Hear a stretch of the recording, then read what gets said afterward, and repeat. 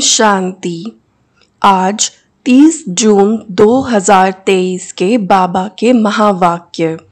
आज मीठे मीठे बाबा ने कहा, मीठे बच्चे, इस पुरानी दुनिया, पुराने मांडव से अब दिल हटा लो।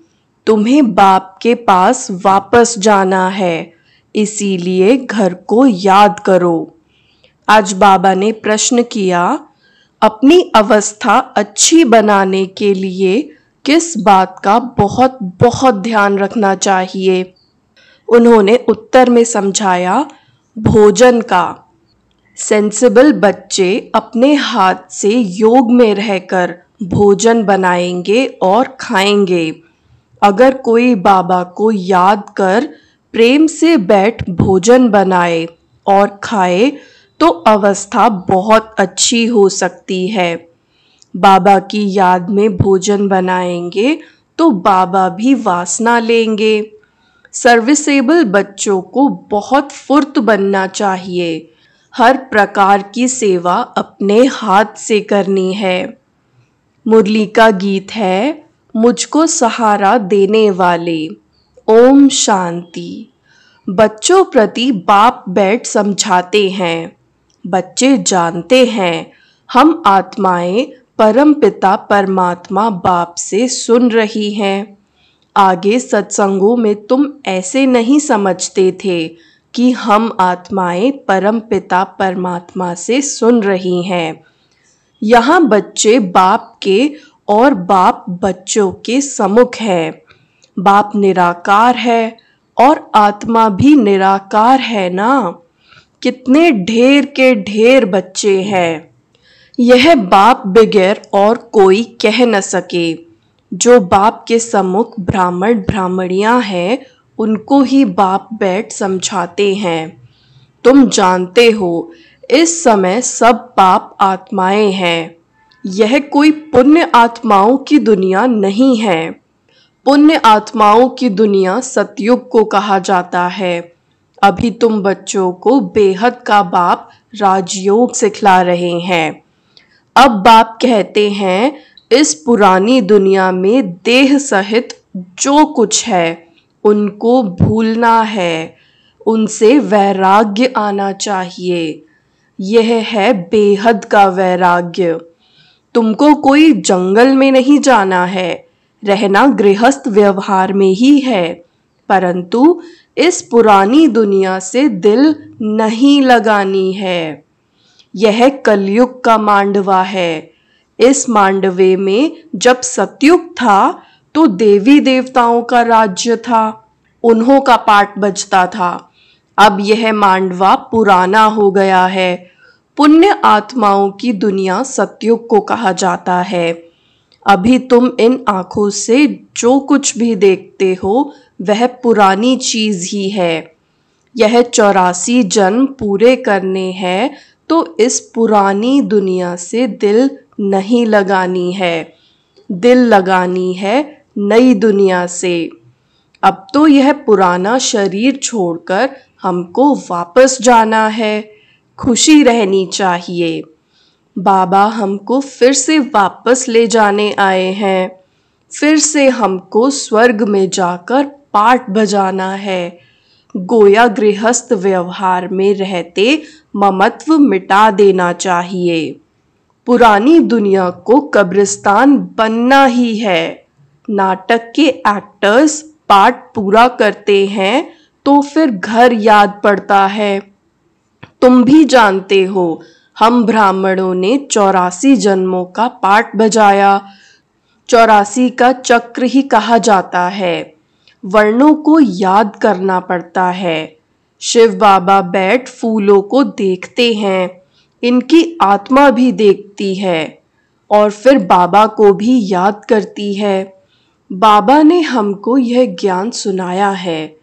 वही बाप, टीचर, सतगुरु है। कोई शास्त्र तो हाथ में नहीं है। बच्चियां भी कहेंगी, शिव बाबा ने सृष्टि चक्र की नॉलेज दी है, वह आपको सुनाते हैं, तो सतगुरु ही याद पड़ेगा। आत्माओं के रूप से बाबा भी याद आता है। सारे वर्ल्ड की हिस्ट्री ज्योग्राफी भी याद पड़ती है। ये भी जानते हो वहाँ हम आत्माएं नंगी रहती हैं। बाप तो सदैव अशरीरी है। अभी हमको इस शरीर द्वारा कल्प पहले मुआफिक शिक्षा दे रहे हैं। बरोबर हम आत्मा हैं। पुण्य आत्मा, पाप आत्मा कहा जाता है। पाप व पुण्य परमात्मा नहीं कहा जाता है। सन्यासियों को भी महान आत्मा कहेंगे। अगर परमात्मा सर्वव्यापी हो तो महान परमात्मा कहा जाए। ऐसे तो हो नहीं सकता कि परमात्मा बैठ यज्ञ तप आदि करें। भक्त भगवान को ढूंढते हैं। यह भी ड्रामा के अंदर भक्ति मार्ग की नूंद है। तुमको फिर से 21 जन्म सुख भोग, फिर 63 जन्म भक्ति मार्ग के अंदर चक्र में आना है। तुम जानते हो हमारा पाठ सबसे न्यारा है। हर एक अविनाशी आत्मा को अविनाशी पाठ मिला हुआ है। शरीर तो खत्म हो जाता है। आत्मा कहती है हमने 84 जन्म का पाठ बजाया। अभी हमको पाठ पूरा करके वस्त्र छोड़ना है। इनमें ममत्व नहीं रखना है। आत्मा ही सब कुछ करती है। आत्मा पढ़ती है, कहती है हमने इतना पढ़ा है इन ऑर्गन्स द्वारा। आत्मा इनसे निकल जाती है तो शरीर को मुर्दा कहा जाता है। आत्मा कहती है मैं अमर हूँ। तुम्हारी बुद्धि में अभी रहता है। बरोबर इस बेहद के ड्रामे में हमारा 84 जन्म का पाठ है। अनेक एक्टर्स भिन्न भिन्न धर्म के हैं। भारत की बड़ी भारी महिमा है। क्रिश्चियन लोगों को भी भारत के लिए रिगार्ड है। समझते हैं भारत ही प्राचीन है। उस समय क्रिश्चियन नहीं थे, परंतु वह सिर्फ कहने मात्र कह देते हैं कि भारत प्राचीन था। जानते नहीं हैं वहाँ तो देवी देवताओं का राज्य था, जिनको भगवती भगवान कहते हैं। गॉड कृष्णा नहीं, लॉर्ड कृष्णा कहते हैं। श्री कृष्ण के अथवा देवताओं के बहुत पुराने ते पुराने चित्र मांगते हैं, क्योंकि फिर भी सबके बड़े हैं ना देवी देवताएं। भारत की बड़ी महिमा है। गीता में अगर नाम न बदलते तो सब जानते कि हम मनुष्य आत्माओं के बाप का यह भारत खंड जन्म स्थान है। शिव के मंदिर तो जहां तहां है। पतित पावन बाप पतित दुनिया में ही आकर सबको पावन बनाते हैं। तो ऊंच हुआ ना। महिमा भी होती है शिवाय नमः। तुम मात पिता हम बालक तेरे, तुम ज्ञान के सागर हो। तुम्हारी गतमत न्यारी है, तुम्हारी महिमा अपरंपार है। परंतु फिर उनको भूल जाते हैं। इसीलिए भारत की महिमा उड़ गई है। अब बच्चे बाहर विलायत में जाएंगे तो उन्हों को समझाना है सब आत्माओं का बाप वह निराकार है।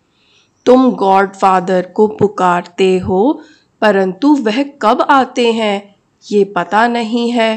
वह यूरोप वासी यादव भी जानते हैं हमने यह जो मूसल बनवाए हैं इनसे जरूर हम अपने कुल का विनाश करेंगे। महाभारत लड़ाई मशहूर है, सामने मौत खड़ा है। भारत प्राचीन है तो उसके मददगार भी बहुत बनते हैं। समझते हैं भारत बहुत धनवान था। इतना तो खजाना था जो बाद में मुसलमानों ने हीरे मणियां आदि ले जाकर कब्रों में लगाई है। बच्चे जानते हैं बरोबर भारत में देवी देवताओं का राज्य था। अभी हम फिर से वह राज्य ले रहे हैं। सिवाय योग बल के कोई विश्व का मालिक बन न सके। क्रिश्चियन लोग हैं एक ही धर्म के, फिर भी आपस में लड़कर अपने कुल का विनाश कर देते हैं। यादव कुल वाले मूसलों द्वारा आपस में लड़ते हैं।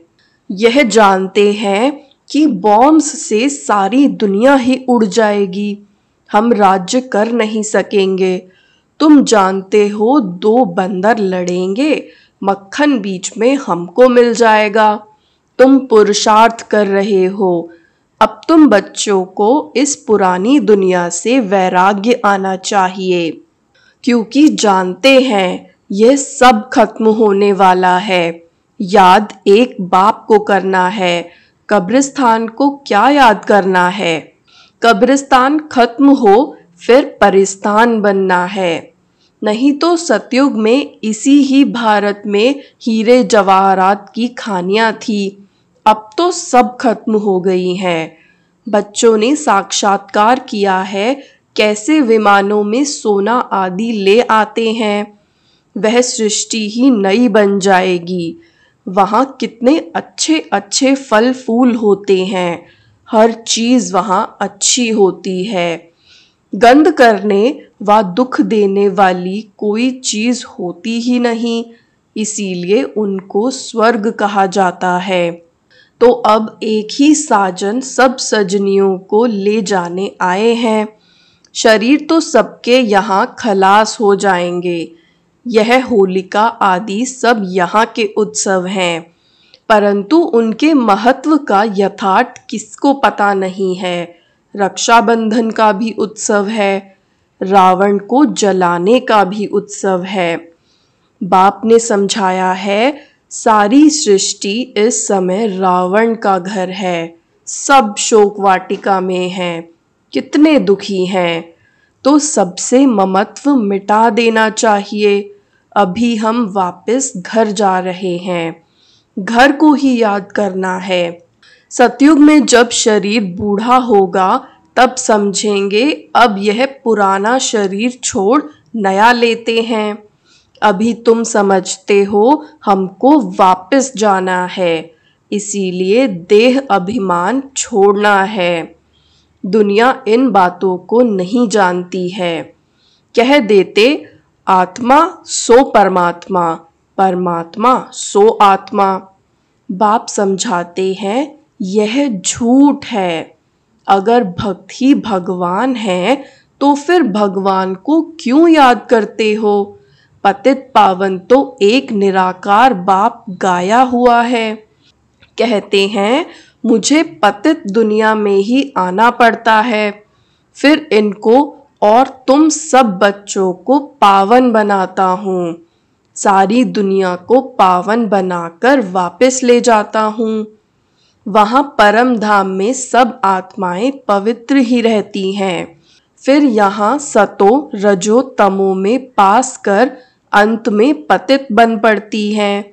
यह है सबका अंतिम जन्म।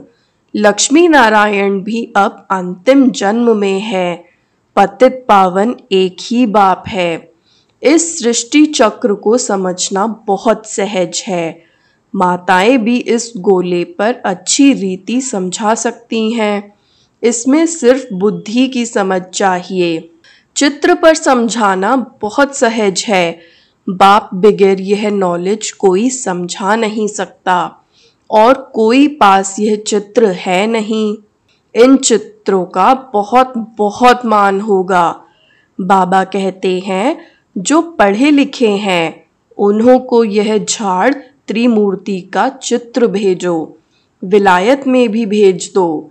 इनसे फर्स्ट क्लास सर्विस हो सकती है। रूबरू जाकर समझा सकते हो। यह भी नॉलेज है ना। कॉलेजों में यह होनी चाहिए तो उन्हों को बेहद की हिस्ट्री ज्योग्राफी की नॉलेज मिले। जो ब्राह्मण कुल के होंगे उन्हों को तीर लग जाएगा। भिन्न भिन्न प्रकार के डायरेक्शन बाबा देते रहते हैं। बच्चों को कभी जोश आता है फिर ठंडे सोडा वाटर हो जाते हैं। बड़ी बड़ी यूनिवर्सिटीज में यह चित्र दो, चित्र जाएंगे तब तो किसको तीर लगेगा ना। विलायत में बड़े बड़े आदमियों को फ्री दो। बेहद का बाप कहते हैं तुम फ्री दे सकते हो, परंतु ऐसे नहीं, ट्रैम व बस में जो मिले उनको देते रहो। लायक भी देखना है, इनमें बड़ी अच्छी नॉलेज है। बड़े बड़े दुकानों पर भी दे सकते हो, मेहनत करनी चाहिए ना। सर्विसेबल बच्चे सर्विस कर सकते हैं, हर एक की अपनी अपनी सर्विस है। माताओं को भी घर में सर्विस करनी है। चित्र उठाकर फिर प्यार से बैठ समझाओ। छोटे छोटे बच्चों को चित्र पर बताया जाता है ना। कोई 4 मास का बच्चा है, कोई 6 मास का, कोई 2 मास का। अब तुम्हारी बुद्धि में है कि 84 जन्म कैसे लेते हैं। अब ब्राह्मण बने हैं, फिर देवता बनेंगे, फिर क्षत्रिय। ऐसे ऐसे अपने से बातें करनी चाहिए। तुम पारलौकिक बाप से बातें करने वाले हो। यह है विचार सागर मंथन करना। जितनी सर्विस करेंगे उतना इजाफा मिलेगा। तुम गॉडली सर्विस पर हो। बाबा कहते हैं, भल गृहस्थ व्यवहार की संभाल करो, 8 घंटा इस सर्विस में लगाओ, तुमको बेहद का खजाना मिलता है। सारा दिन बुद्धि में यह स्वदर्शन चक्र फिरना चाहिए। 84 का चक्र याद आना चाहिए। यह भूल क्यों जाते हो? जितना सिमरन करेंगे उतना बाप के गले का हार बनेंगे, फिर विष्णु के गले का हार बनेंगे। घड़ी घड़ी बच्चों को समझाया जाता है, यहाँ धारणा अच्छी होगी, क्योंकि यहाँ कोई मित्र संबंधी आदि तो है नहीं। सर्विसेबल वह जो सारा दिन सर्विस में लगा रहे, बाबा की मुरली सुने, रिपीट करे, नोट करे। टीचर समझते हैं हमारे स्कूल से बहुत पास हो निकले तो गवर्नमेंट इजाफा देगी। तुम ब्राह्मणों को भी ऐसा रहना चाहिए। हम झुंड का झुंड अच्छा तैयार कर बाबा के पास ले जाएं। इसको कहेंगे सेंसिबल। अगर कोई मेहनत नहीं करते तो रिपोर्ट आती है, आराम तो हराम है। टीचर ऐसा फुर्त होना चाहिए जो 10 सेंटर संभाले, इधर उधर भागता रहे। 5-6 घंटा नींद काफ़ी है, बाकी मेहनत करनी चाहिए। अच्छे सेंसिबल बच्चे कोशिश कर भोजन भी अपने हाथ से बनाएं। बाबा को याद कर प्रेम से बैठ भोजन बनाएं और खाएं तो अवस्था बहुत अच्छी रहेगी। बाबा भी चाहते हैं अपने हाथ से बनावें। बाबा को याद कर बनाएंगे तो बाबा को भी वासना मिलेगी। बाप की याद से बहुत अच्छी उन्नति होगी। स्वदर्शन चक्र फिराते रहो।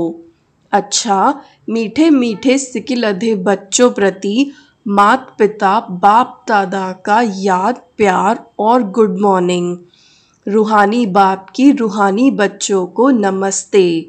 रूहानी बच्चों की भी रूहानी बाप दादा को याद प्यार गुड मॉर्निंग और नमस्ते।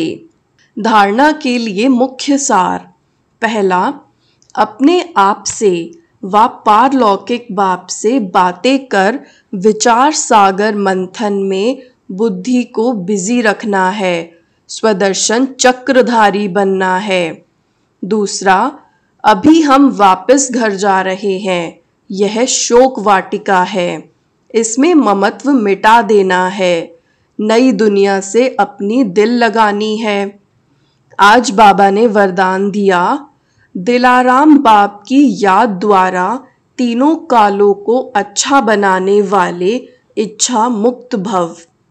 दिलाराम बाप की याद द्वारा तीनों कालों को अच्छा बनाने वाले इच्छा मुक्त भव। जिन बच्चों की दिल में एक दिलाराम बाप की याद है, वह सदा वाह वाह के गीत गाते रहते हैं। उनके मन में स्वप्न में भी हाय शब्द नहीं निकल सकता, क्योंकि जो हुआ वह भी वाह, जो हो रहा है वह भी वाह, और जो होना है वह भी वाह। तीनों ही काल वह वह है, अर्थात अच्छे ते अच्छा है। जहाँ सब अच्छा है वहाँ कोई इच्छा उत्पन्न नहीं हो सकती, क्योंकि अच्छा तब कहेंगे जब सब प्राप्तियां हैं। प्राप्ति संपन्न बनना ही इच्छा मुक्त बनना है। आज का स्लोगन है, संस्कारों को ऐसा शीतल बना लो जो जोश व रोब के संस्कार इमर्ज ही न हो। संस्कारों को ऐसा शीतल बना लो जो जोश व रोब के संस्कार इमर्ज ही ना हो। ओम शांति।